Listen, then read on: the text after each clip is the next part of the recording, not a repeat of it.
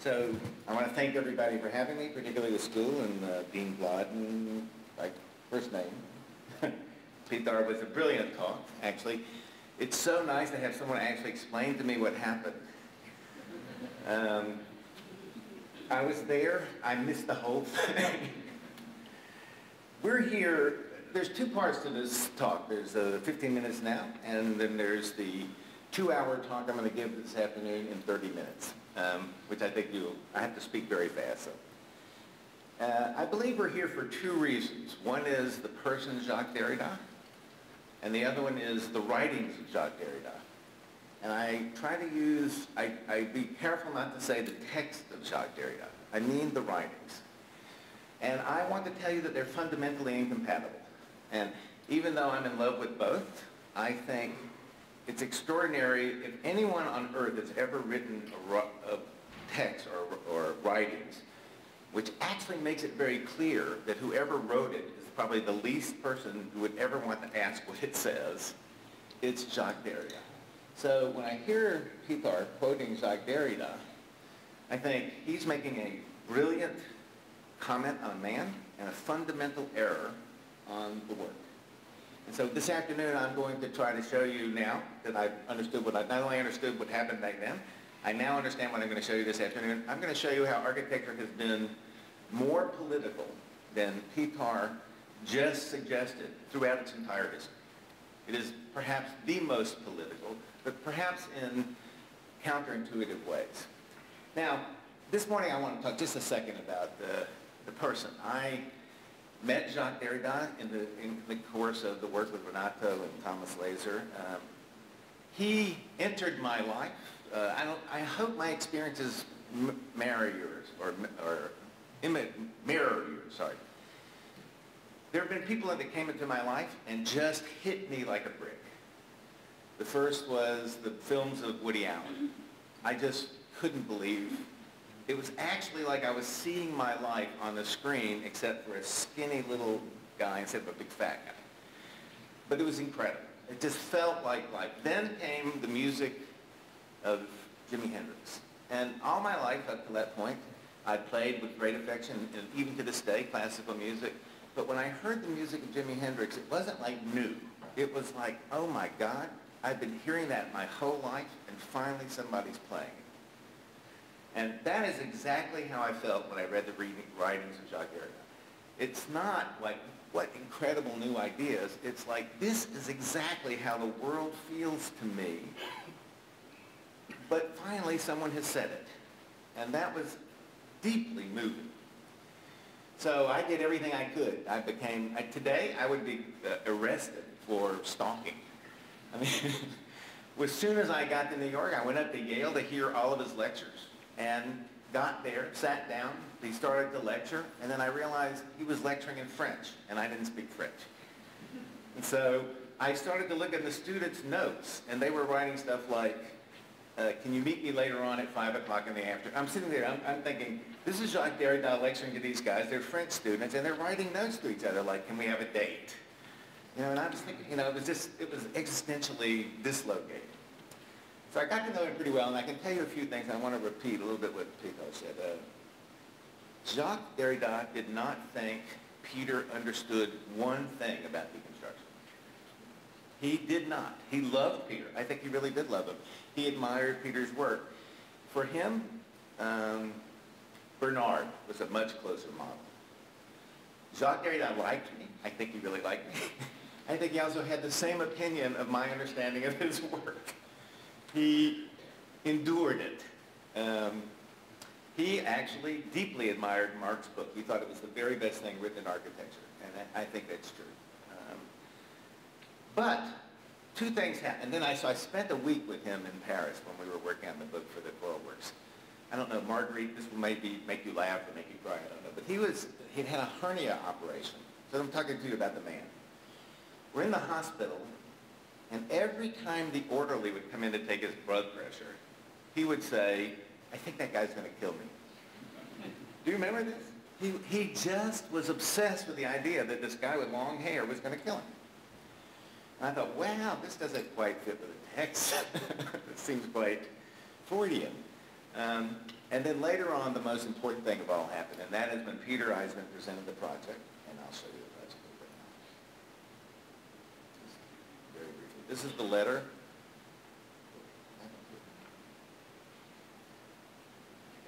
It just disappeared. How is that possible? Did you see the letter? Did you see it briefly? And then oh, there it is. That was, maybe I shouldn't do this. Maybe it's a bad idea. So this is the letter that Jacques Derrida wrote to Peter Eisman about what the choral works should be like. And basically, he draws a sort of grid and tries to make it look a little bit like a lyre and a little bit like a piano.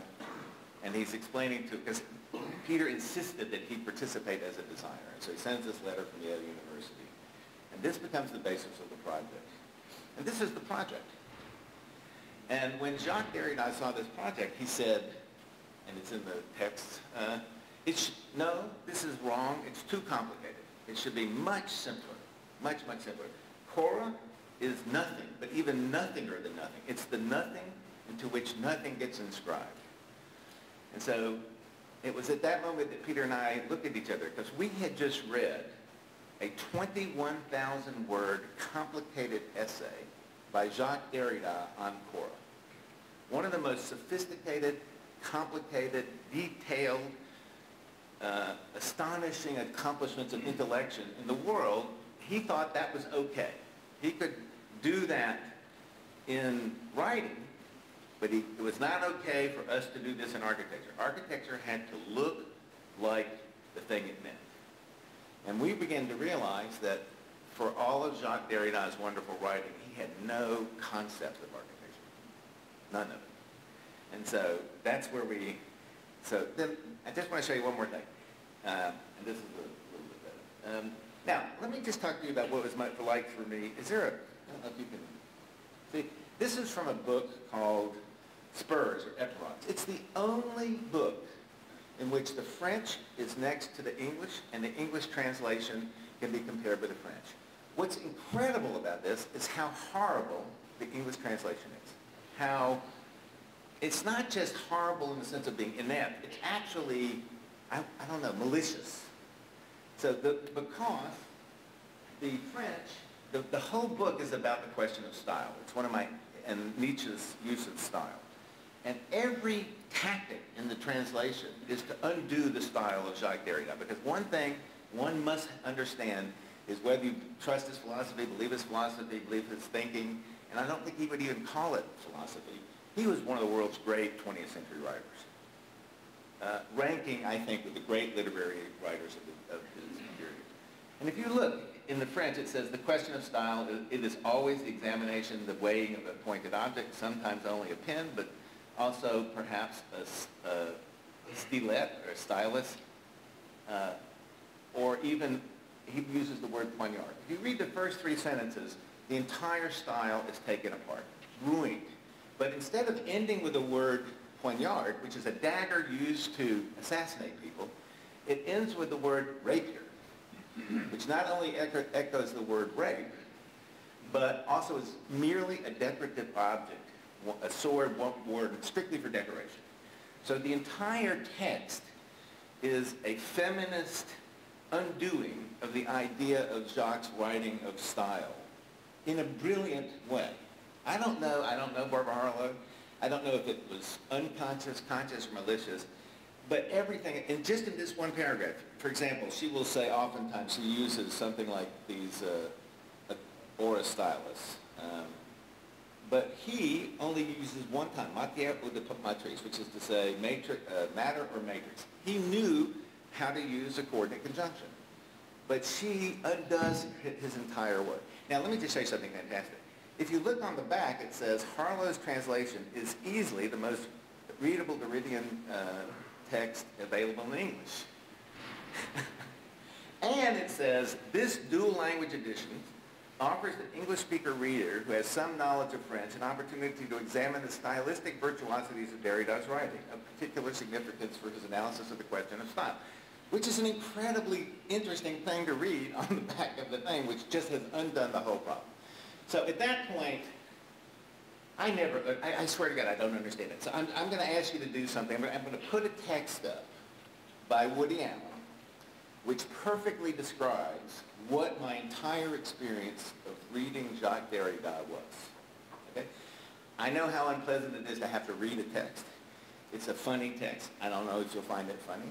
But this is exactly the description that after all of my work of studying French, I went to Alan Bass, who translated Jacques Derrida's writing, to be my analyst. I just absorbed myself in his work. But this is the net effect. So I'm the mind.